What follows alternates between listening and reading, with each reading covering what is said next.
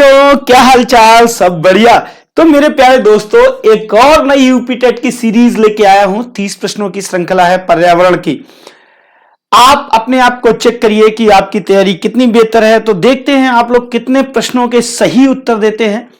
तो आइए दोस्तों, शुरुआत करते हैं। आज का पहला क्वेश्चन आपके सामने है। कह रहा है, अम्ल वर्षा निम्नांकित द्वारा वायु प्रदूषण के कारण होती है।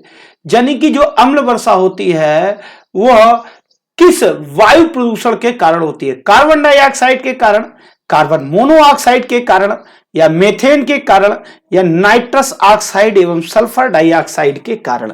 सभी विद्यार्थी फटाफट आंसर करेंगे। सभी विद्यार्थी फटाफट आंसर करेंगे। अम्ल वर्षा किस वायु प्रदूषण के कारण होती है?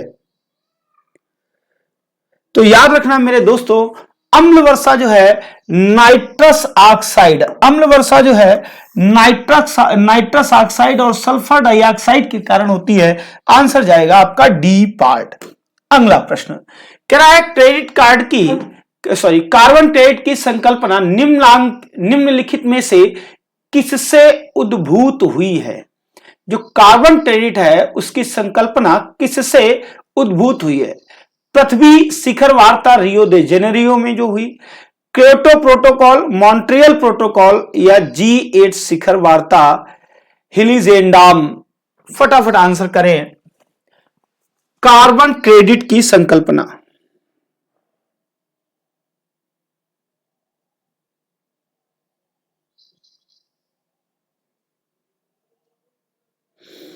दोस्तों याद रखना, जो कार्बन क्रेडिट की संकल्पना है वह किससे उद्भूत हुई है? वह क्योटो प्रोटोकॉल से उद्भूत हुई है। किससे उद्भूत हुई है? क्योटो प्रोटोकॉल से उद्भूत हुई है। अगर आप पृथ्वी शिखर वार्ता की बात करो तो दोस्तों, पृथ्वी शिखर वार्ता जो है 14 जून 1992 को हुई थी। कहां हुई थी? रियो दे जेनेरियो में हुई थी। ठीक है। और इसका संबंध दोस्तों क्या था? किससे था? इसका संबंध था पृथ्वी के प्रदूषण से। पृथ्वी के प्रदूषण से, ठीक है, पृथ्वी पर बढ़ रहा प्रदूषण से। क्लियर है? चलिए अगले प्रश्न पे आ जाइए। क्या कह रहा है? एजेंडा 21 में कितने समझौते हैं? 4, 5, 6 या 7? सभी विद्यार्थी फटाफट आंसर करें। एजेंडा 21 में कितने समझौते हैं? तो आंसर दोस्तों क्या आ जाएगा? एजेंडा 21 में 4 समझौते हैं। कितने समझौते हैं? 4 समझौते हैं, जिनमें 40 अध्याय हैं। ठीक है, जो कि 40 अध्याय में है, 4 समझौते हैं। चलिए अगला क्वेश्चन है। कह रहा है, इनमें से किस पर्यावरणविद को जल पुरुष के नाम से जाना जाता है? बहुत आसान और बहुत अच्छा क्वेश्चन है। जल पुरुष किसे कहा जाता है? सुंदरलाल बहुगुणा को, राजेंद्र सिंह को, बी बेकेंटेश्वर लल्लू को, या सलीम अली को? जल पुरुष किसे कहा जाता है?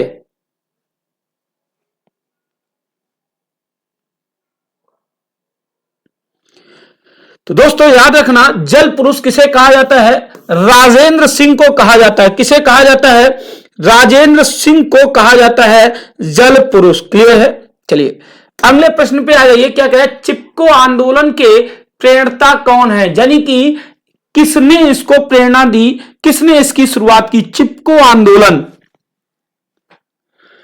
चिपको आंदोलन दोस्तों किससे संबंधित था? हाँ, जो हमारे पेड़ों की कटाई हो रही थी उससे संबंधित था। ये लोग क्या करते थे? पेड़ों से लिपट जाते थे, कटने नहीं देते थे। तो इसके प्रेरणा स्रोत कौन है? सुंदरलाल बहुगुणा जोशी। सी पार्ट के साथ जाएंगे। सुंदरलाल बहुगुणा जोशी ने यह आंदोलन चलाया था। अगला question, Indian institute of ecology and environment अब स्थित है कहां है? नई दिल्ली में, मुंबई में, कोलकाता में, या तिरुवनंतपुरम में? सभी बच्चे फटाफट आंसर करें। Indian institute of ecology and environment बिल्कुल सही है दोस्तों। कहां स्थित है? तो यह नई दिल्ली में है। ठीक है ना? यह कहां है दोस्तों? यह नई दिल्ली में है। अगले प्रश्न पे आ जाइए। कह रहा है, यमुना एक्शन प्लान औपचारिक रूप से प्रारंभ किया गया था 1991 में, 1992 में, 1993 में या 1994 में?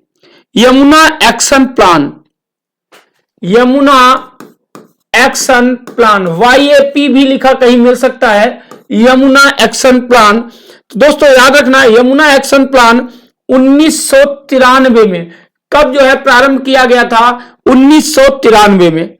अगले प्रश्न पे आ जाइए। कह रहा निम्नलिखित में किस देश में विश्व के तापमानों पर आंकड़े इकट्ठा करने के लिए वैश्विक वायुमंडल चौकसी स्टेशन स्थापित नहीं किया गया? अल्जीरिया में, ब्राजील में, केन्या में, भारत में?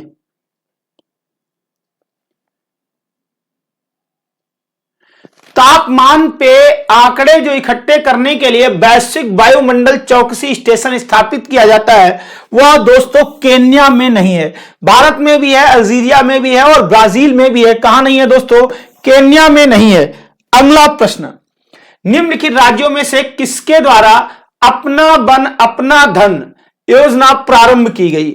अपना वन अपना धन किसके द्वारा जो है शुरुआत की गई? उत्तर प्रदेश द्वारा, मध्य प्रदेश द्वारा, हिमाचल प्रदेश द्वारा या अरुणाचल प्रदेश के द्वारा? सभी बच्चे फटाफट आंसर करें। किसके द्वारा अपना वन अपना धन? बिल्कुल सही है दोस्तों। आंसर क्या आ जाएगा? किसके द्वारा शुरुआत की गई? हिमाचल प्रदेश के द्वारा शुरुआत की गई। किसके द्वारा शुरुआत की गई? हिमाचल प्रदेश के द्वारा शुरुआत की गई। अगला क्वेश्चन, निम्नलिखित में किसे वृक्ष मानव कहा जाता है? बाबा आमटे, चंडी प्रसाद भट्ट, रिचर्ड सेंट बार्बवेकर या सुंदरलाल बहुगुणा?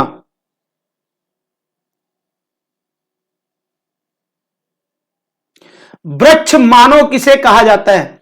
तो दोस्तों याद रखना, वृक्ष मानव की उपाधि किसे मिली थी? रिचर्ड सेंट बार्बवेकर को मिली थी। किसे मिली थी? रिचर्ड सेंट बार्बवेकर को वृक्ष मानव की उपाधि मिली थी। अगला क्वेश्चन क्या कह रहे हैं? सभी जीवधारियों के प्रति सम्मान की भावना रखने का उपदेश किसने दिया था? मार्टिन लूथर किंग ने, महात्मा बुद्ध ने, महात्मा गांधी ने, अल्बर्ट स्विट्जर ने?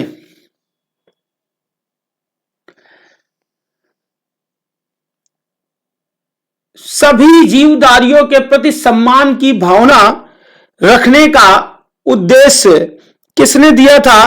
तो दोस्तों याद रखना, अल्बर्ट स्विट्जर ने दिया था। डी पार्ट के साथ जाएंगे। किसने दिया था? अल्बर्ट स्विट्जर ने दिया था। चलिए, कह रहा है राजीव गांधी पर्यावरण पुरस्कार दिया जाता है श्रेष्ठतर योगदान के लिए वन रोपण तथा राजीव गांधी पर्यावरण पुरस्कार किसके लिए किसके श्रेष्ठ योगदान, किस चीज में श्रेष्ठ योगदान के लिए दिया जाता है? वन रोपण तथा प्रतिभूमि के संरक्षण में, वन्य जीव संरक्षण में, स्वच्छ प्रौद्योगिकी एवं विकास में, पर्यावरण पर हिंदी पुस्तक लेखन में? राजीव गांधी पर्यावरण पुरस्कार।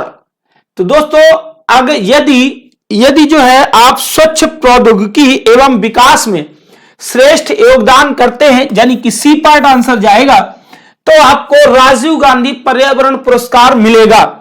अगला प्रश्न, भारत के एनिमल वेलफेयर बोर्ड का मुख्यालय कहां स्थित है? अहमदाबाद में, चेन्नई में, हैदराबाद में या कोलकाता में? एनिमल वेलफेयर बोर्ड, तो याद रखना दोस्तों, एनिमल वेलफेयर बोर्ड का मुख्यालय कहां है? चेन्नई में है। कहां है? चेन्नई में है। बी पार्ट सही हो जाएगा। अगले प्रश्न पे आ जाइए। अपने प्रदूषकों के कारण निम्न में से कौन सी नदी जैविक मरुस्थल कहलाती है? जैविक मरुस्थल कौन है? यमुना, पेरियार, दामोदर या महानदी? जैविक मरुस्थल किसे कहा जाता है? तो दोस्तों वही नदी है जिसपे सबसे पहली नदी घाटी परियोजना बनी थी, यानी कि दामोदर नदी को हम क्या कहते हैं? जैविक मरुस्थल कहते हैं। अगला प्रश्न, राष्ट्रीय पर्यावरण इंजीनियरिंग शोध संस्थान कहां स्थित है? नागपुर में, पूना में, लखनऊ में या नई दिल्ली में? राष्ट्रीय पर्यावरण इंजीनियरिंग शोध संस्थान? सभी बच्चे फटाफट आंसर करें। तो दोस्तों कहां स्थित है राष्ट्रीय पर्यावरण इंजीनियरिंग शोध संस्थान? नागपुर में है। कहां पे है? नागपुर में है। क्लियर है? चलिए अगले प्रश्न पे आ जाइए। चिपको आंदोलन मूल रूप से किसके विरुद्ध था? जल प्रदूषण के, ध्वनि प्रदूषण के, वन कटाई के, या सांस्कृतिक प्रदूषण के? बेहद सरल क्वेश्चन है। चिपको आंदोलन अभी अभी बताया था। कौन इसके प्रेरणा स्रोत थे? सुंदर बहुगुणा जोशी, सुंदरलाल बहुगुणा जोशी, ठीक है ना? हाँ, सुंदरलाल बहुगुणा जोशी। तो यह किससे संबंधित था दोस्तों? यह वन कटाई से। सुंदरलाल बहुगुणा जोशी जो है ये वन कटने के विरुद्ध थे। चलिए अगले क्वेश्चन पे आ जाइए। क्या विश्व पर्यावरण दिवस मनाया जाता है 1 दिसंबर को, 5 जून को, 14 नवंबर को, या 15 अगस्त को? विश्व पर्यावरण दिवस दोस्तों याद रखना, विश्व पर्यावरण दिवस कब मनाया जाता है? विश्व पर्यावरण दिवस 5 जून को मनाया जाता है। कब मनाया जाता है? 5 जून को मनाया जाता है। अगला प्रश्न, निम्नलिखित गैसों में कौन सी एक गैस धरती पर जीवन के लिए हानिकारक और लाभदायक दोनों है? ऑक्सीजन, ओजोन, नाइट्रोजन, या कार्बन डाइऑक्साइड? सभी बच्चे आंसर करें। तो आंसर दोस्तों क्या आ जाएगा? आंसर आ जाएगा D part, carbon dioxide. Carbon dioxide हानिकारक भी है और लाभदायक भी है। हानिकारक भी है, देखिए जंतु के लिए हानिकारक है जबकि पादप के लिए लाभदायक है। और अगर कार्बन डाइऑक्साइड नहीं होगी, पादप नहीं होंगे, तो फिर हमारा जीवन कैसे होगा? वो ऑक्सीजन नहीं देंगे, तो हर तरीके से है। सूर्य से आने वाला हानिकारक परावैंगनी विकिरण कारण हो सकता है यकृत कैंसर का, मस्तिष्क कैंसर का, मुखीय कैंसर का, या त्वचीय कैंसर का? तो दोस्तों ये काफी सरल क्वेश्चन है। जो परावैंगनी विकिरण होता है उससे क्या होता है? उससे त्वचा का कैंसर होने का खतरा है। त्वचीय कैंसर का, डी पार्ट वाले सही हो जाएंगे, त्वचा के कैंसर होने का खतरा है। अगला प्रश्न, निम्नलिखित में कौन सा वायु प्रदूषक ऑक्सीजन की अपेक्षा अधिक शीघ्रता से रक्त के हीमोग्लोबिन में घुल जाता है? कौन सा वायु प्रदूषक ऑक्सीजन से भी जल्दी जो है घुल जाता है रक्त के हीमोग्लोबिन में? Pan, carbon dioxide, carbon monoxide, या ओजोन? तो याद रखिए आप, ओजोन तो यहां है ही नहीं, ठीक है ना? आंसर दोस्तों क्या आ जाएगा? आंसर आ जाएगा carbon monoxide. Carbon monoxide oxygen से भी जल्दी रक्त में घुल जाती है, रक्त के हीमोग्लोबिन में। निम्नलिखित में कौन जैव अपघटनीय प्रदूषक है? जैव अपघटनीय प्रदूषक, सीवेज, एस्बेस्टस, प्लास्टिक, या पॉलीथीन?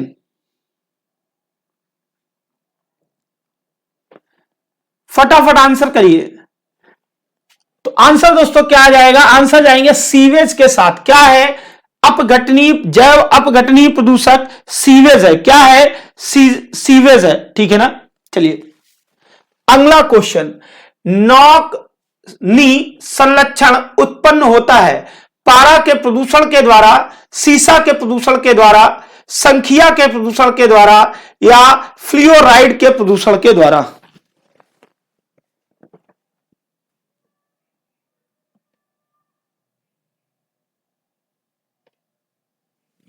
सभी बच्चे फटाफट आंसर करें। नौकनी संलक्षण उत्पन्न होता है, तो दोस्तों आंसर क्या आ जाएगा? फ्लोराइड। फ्लोराइड के प्रदूषण के द्वारा, डी पार्ट जाएंगे, फ्लोराइड के प्रदूषण के द्वारा नाकनी संलक्षण। अगला प्रश्न, निम्नलिखित ईंधनों में से कौन सा न्यूनतम वायु प्रदूषण करता है? मिट्टी का तेल, हाइड्रोजन, कोयला, या डीजल? सभी बच्चे फटाफट आंसर करें। न्यूनतम वायु प्रदूषण सबसे ज्यादा, सबसे कम कौन करता है? तो दोस्तों याद रखना, हाइड्रोजन सबसे ज्यादा, सबसे कम जो है वायु प्रदूषण करता है, जबकि मिट्टी का तेल यानी कि कैरोसिन, यह दोस्तों याद रखना, यह सबसे ज्यादा कार्बन डाइऑक्साइड छोड़ता है, यानी कि सबसे ज्यादा प्रदूषण पैदा करता है। चलिए अगले प्रश्न पे आ जाइए। अगला प्रश्न दोस्तों, निम्नलिखित में कौन एक वैश्विक ऊष्मन के लिए उत्तरदायी नहीं है? मीथेन, जलवाष्प, आर्गन या कार्बन डाइऑक्साइड? वैश्विक ऊष्मन के लिए उत्तरदायी नहीं है, तो देखिए मीथेन भी है, जलवाष्प भी है, कार्बन डाइऑक्साइड भी है, आर्गन नहीं है दोस्तों। कौन सी गैस नहीं है? आर्गन नहीं है। अगला प्रश्न, ग्रीन मफलर संबंधित है मृदा प्रदूषण से, वायु प्रदूषण से, ध्वनि प्रदूषण से या जल प्रदूषण से? ग्रीन मफलर, ग्रीन मफलर दोस्तों ध्वनि प्रदूषण से संबंधित। ग्रीन मफलर का तात्पर्य क्या है? यदि वन कटते हैं, यदि शहरों में या कहीं भी हरे भरे पौधे कटते हैं, ठीक है, तो हरे भरे पौधों का काम क्या होता है? जो ध्वनि होती है, जब सड़कों पे गाड़ियां चलती, बहुत तेज तेज आवाज होती है, और सड़कों के आसपास हरे हरे पौधे इसीलिए लगाए जाते हैं, वो क्या करती, वो उनके ऊष्मन को, अगर पौधे नहीं होंगे तो ऊष्मा को सोख नहीं पाएंगे और ध्वनि प्रदूषण बहुत ज्यादा हो जाएगा। ठीक है, ऊष्मा को सोखते हैं जिससे ध्वनि प्रदूषण कम होता है। अगले प्रश्न पे आ जाइए। निम्नलिखित में कौन एक द्वितीयक प्रदूषण नहीं है? पैन यानी कि PAN, स्मॉग, सल्फर डाइऑक्साइड या ओजोन?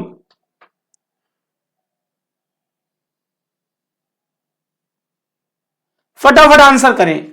द्वितीयक प्रदूषण नहीं है, तो दोस्तों याद रखना sulphur dioxide, C part answer आ जाएगा। सल्फर डाइऑक्साइड द्वितीयक प्रदूषक नहीं है। अगला प्रश्न, किस स्तर से अधिक की ध्वनि खतरनाक ध्वनि प्रदूषण कहलाती है? 30 dB डेसिबल होता है, डीबी का मतलब डेसिबल। 30 dB, 40 dB, 60 dB या 80 dB? तो ये एक दिन क्वेश्चन मैंने और कराया था, तो दोस्तों याद रखना 80 dB से अधिक, 80 dB से अधिक, 80 dB, 80 dB प्लस अगर ध्वनि है तो वह ध्वनि प्रदूषक की श्रेणी में आती है। अगला प्रश्न, निम्नलिखित में किसने तिब्बत पठार के ऊपर वर्ष 2005 में ओजोन आवा मंडल का पता लगाया था? एम मोलिना ने, जोसेफ फरमन ने, GW केंट मूर ने या मार्क्स रेक्स ने?